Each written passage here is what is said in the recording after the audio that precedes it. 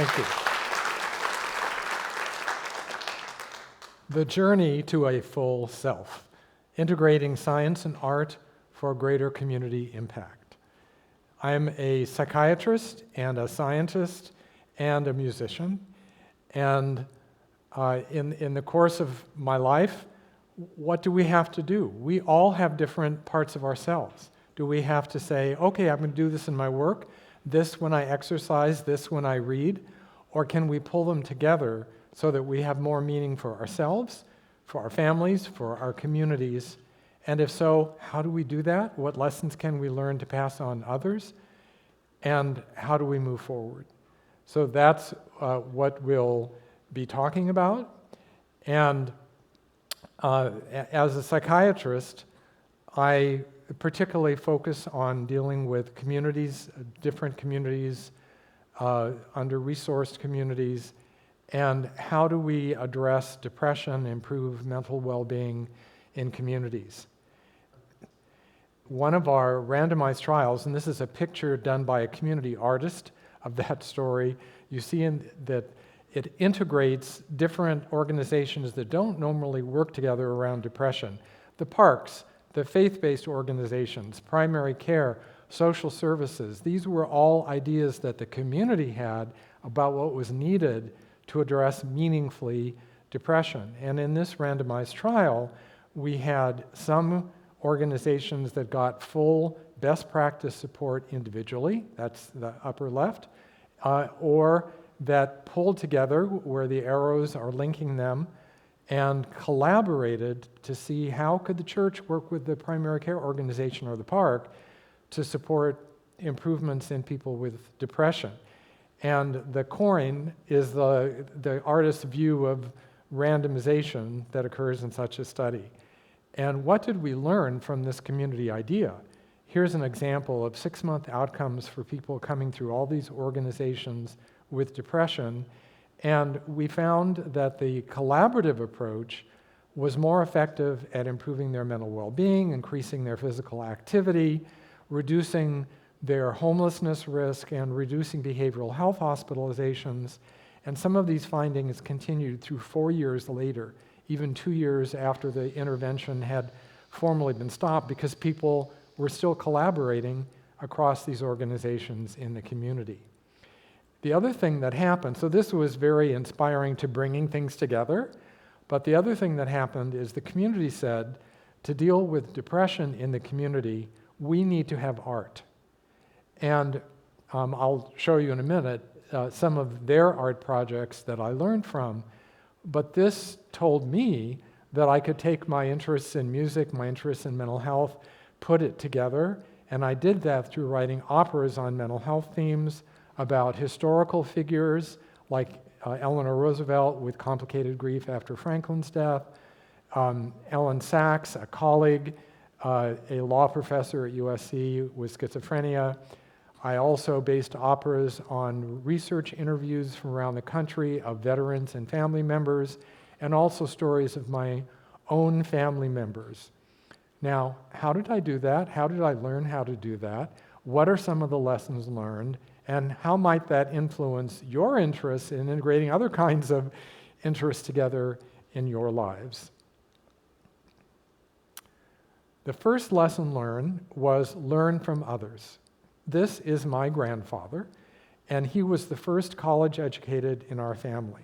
He became an engineer, the vice president of Bell Telephone for the Western region, and the choir director for Aimee Semple McPherson in downtown LA with the huge musical extravaganzas that that church had. And I grew up from the beginning seeing that happen and thinking, gosh, it's possible to have both parts of your lives there. And this, in terms of learning from others, this is one of the arts events that the community decided to hold to deal with depression when they said we need to do that. They went around and took pictures in South LA of things that raised their mood or lowered their mood, and had an art exhibit at the Pan-African Film Festival, and seen by thousands of people in a 2-week period of time, with data from surveys showing impacts on the community engaging in mental health themes. And when that happened, I thought, well, I can do what I decided I wanted to do when I was 12 years old from learning from my grandfather, to write operas. So that carried me forward. But the second lesson is, how do you do that? This is my mother. And when I went to medical school, she went to college, then she went to nursing school, got a master's, and became a full professor before I did. How did she do that? She had this strategy that I learned from her to change her brain, spend 20 minutes a day, no more, no less, and then after several weeks, you can do whatever because your brain is there. If you do more than 20 minutes a day when your brain is not ready, you get frustrated because you're not good enough. If you do less, you don't wake up your brain. So that's what I learned from her across the years, and that's what I do now when I'm doing my research and my clinical work, taking care of my family, and I want to transition into doing an opera.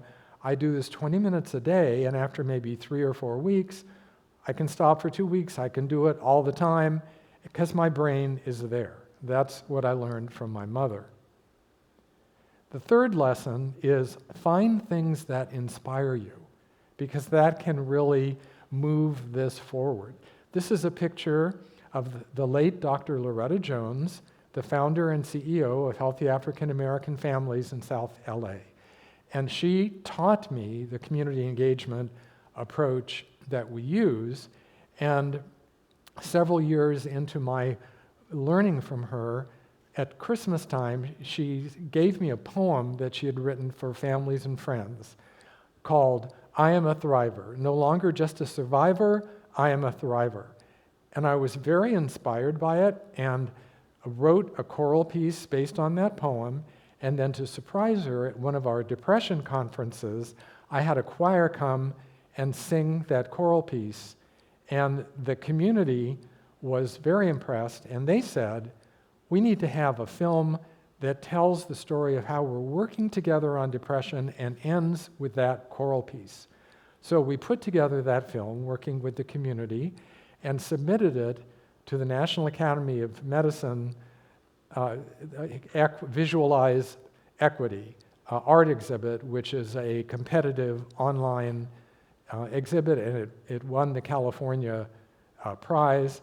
And then we had a party, you see us at that party, to celebrate because we all won together. And it's an example of how by integrating different parts of yourself and working with the community on integrating different aspects, the community can benefit as well as you. Here's another inspiration, and that is Ellen Sachs, who's right there in the middle. She had schizophrenia, was able to get through law school, become a professor in the law school at USC, won a MacArthur Genius Award, fell in love. Her husband is next to her, and got married. And she wrote a memoir, The Center Cannot Hold, My Journey into Madness. And I read that and I was so inspired. And I met with her, talked with her about what happened with her life, and then decided to write an opera, did The Center Cannot Hold opera, and then just this last summer did Center Cannot Hold Part 2, and now just a few weeks ago finished the libretto for Part 3. So really being inspired. But then, how do you get it done? How do you get the support to do something that's not usually done? So the fourth lesson is it can really help to formalize an infrastructure. So we developed the Healing and Engagement through the Arts, or HEARTS, program to support community members, patients, providers, staff in doing original artworks around mental health themes. And that has sponsored all of my operas. It's helped give institutional support. It's helped to get funding.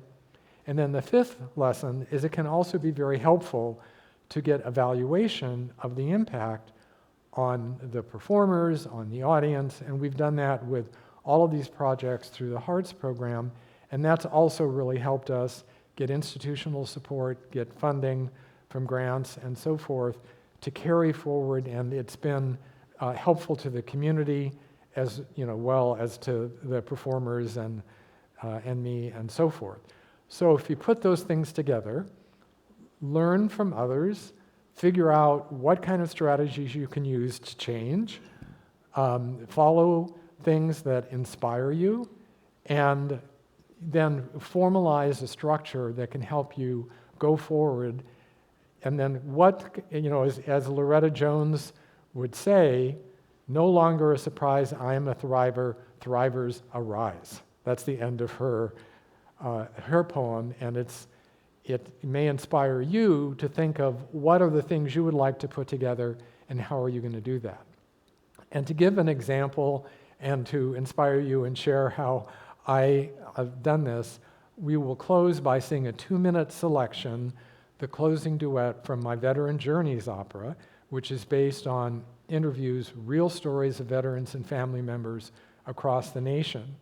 And this is the story of a veteran from the Vietnam War who had trauma with bombings and so forth in Vietnam, had post-traumatic stress disorder, and was losing his marriage, losing family and friends from his temper and his vulnerability and so on, and finally was convinced by his wife and a social worker to get help at the VA. And through the therapy and medication, for the first time was able to enjoy being out at night. He went camping with his wife without being afraid of being bombed, and they expressed their love was restored, and his life continued. And that's the story he shared in interviews, and we put into the opera, and this is the closing duet when they're out at night in the beauty under the stars. May it inspire you.